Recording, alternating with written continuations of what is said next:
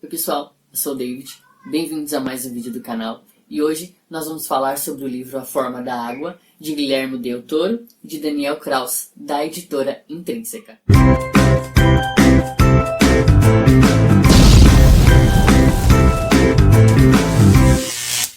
Lindo, sensível, eu nem sei por onde começar a falar desse livro maravilhoso. Eu vou começar falando o que nós vamos encontrar logo no primeiro capítulo.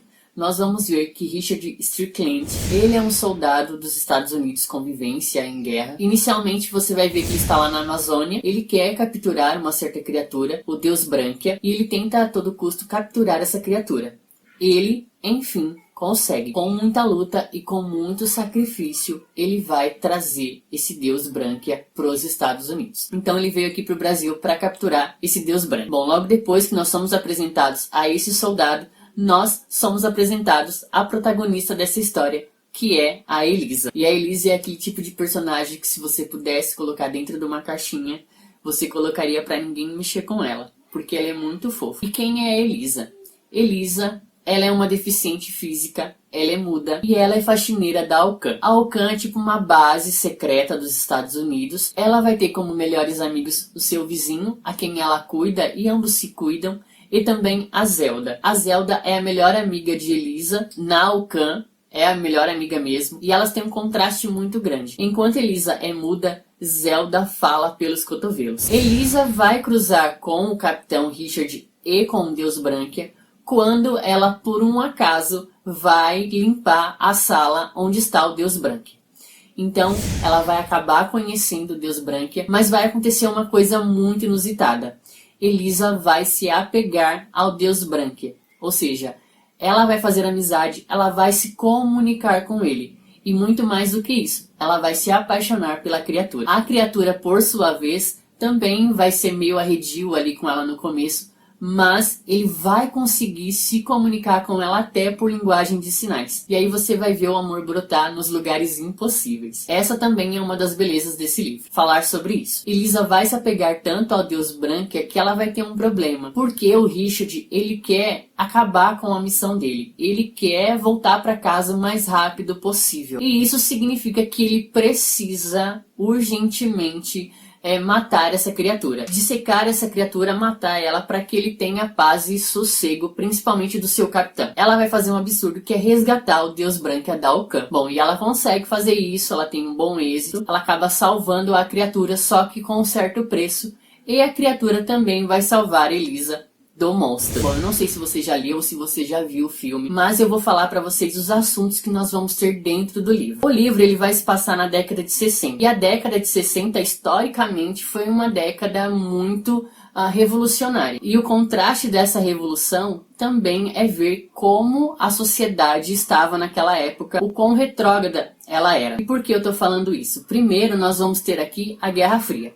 A Guerra Fria, que aconteceu entre os Estados Unidos na década de 60 e a União Soviética. E aí você vai ver essa Guerra Fria como pano de fundo na história. Porque nessa disputa entre os países, o deus Branquia vai ficar no meio. Uma, porque o deus Branquia vai ser uma grande descoberta, ele vai ser tipo uma cartada final para essa guerra que está acontecendo. E outra é que existem espiões dentro da Alcan, só que ao contrário de Richard, que quer acabar com a criatura, a União Soviética quer resgatar a criatura para poder estudá-la. O segundo tema e pano de fundo para essa história que nós vamos ter aqui é sobre o racismo, e principalmente o racismo na década de 60.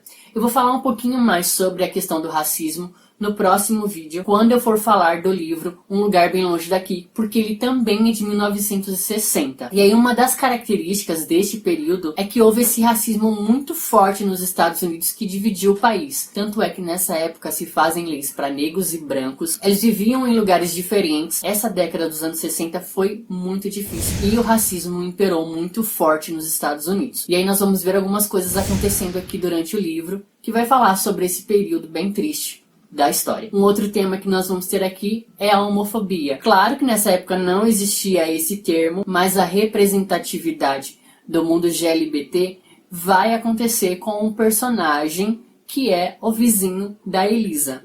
Ele é um artista, ele é um senhor já, você vai ver que ele luta com certos preconceitos. Ele até mesmo não tem um emprego por conta de ser homossexual. Um outro ponto que também vai abordar é a questão do machismo, principalmente na relação do Richard com a sua esposa. E para fechar, nós vamos ver durante o livro muito essa questão do abuso.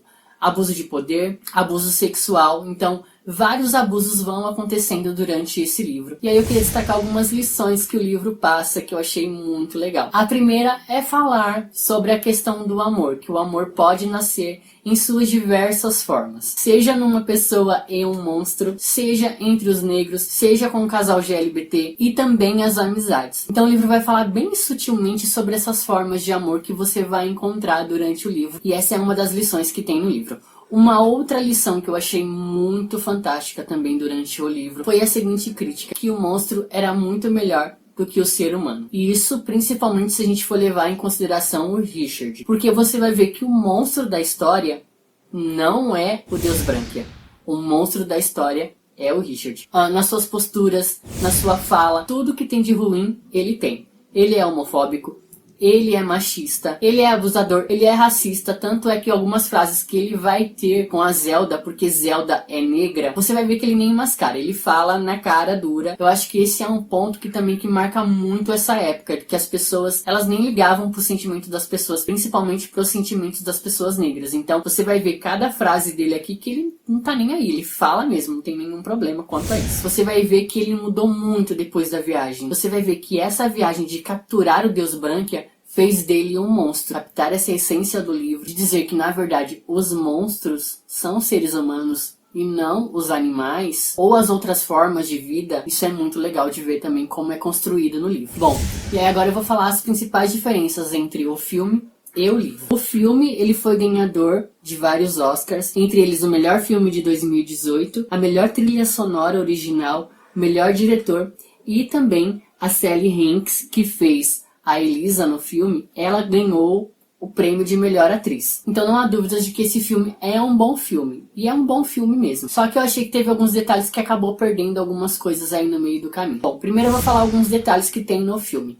O filme vai explorar, sim, essa questão bem apelativa, tanto sexual como um pouquinho violento. As cenas sexuais que nós vamos ter aqui no livro, tanto de Elisa como de Richard, eu achei que não iria ter no filme. E aí, entendendo um contexto geral da história, você entende por que as cenas foram colocadas. Primeiro, para demonstrar um pouquinho mais sobre os sentimentos de Elisa, que Elisa, apesar de ser muda, ela possui sim sentimentos, ela possui sim vontades. Eu acho que foi por isso que isso foi colocado no filme. E aí, essas cenas, de certa forma, nos traz um pouquinho mais perto de Elisa, para dizer que ela é gente como a gente. E no caso do Richard foi para mostrar como ele era um monstro mesmo, sem nenhuma afetividade até nessas horas. O segundo que eu fiquei chateado foi que não teve nenhuma menção do Brasil. No livro você vai ver muita citação sobre o Brasil, sobre a Amazônia. E aí quando eu terminei de ler o livro e fui ver o filme, eu achei que ia ter alguma coisa falando sobre a Amazônia, sobre o Brasil, alguma parte assim, mas não teve, não foi nem mencionado. Então essa parte me desagradou. Respeitem o Brasil, respeitem a Amazônia, porque o Deus Branquia tá aqui. Mas eu quis dizer que eu fiquei chateado de o Brasil não ter tido nenhuma representatividade no filme,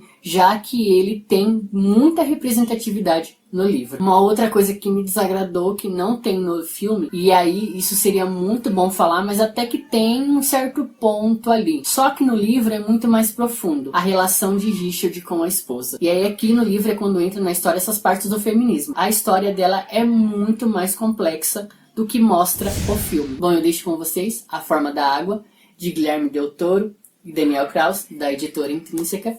Um livro muito bom, gostei demais de ter lido, de conhecer essa história, de ver o filme também. Super indico, eu amei, gostei mesmo. Bom, eu espero que vocês tenham gostado, não deixe de curtir, não deixe de comentar. Fala pra mim o que você achou do livro, se você leu, ou o que você achou do filme. Eu espero você numa próxima.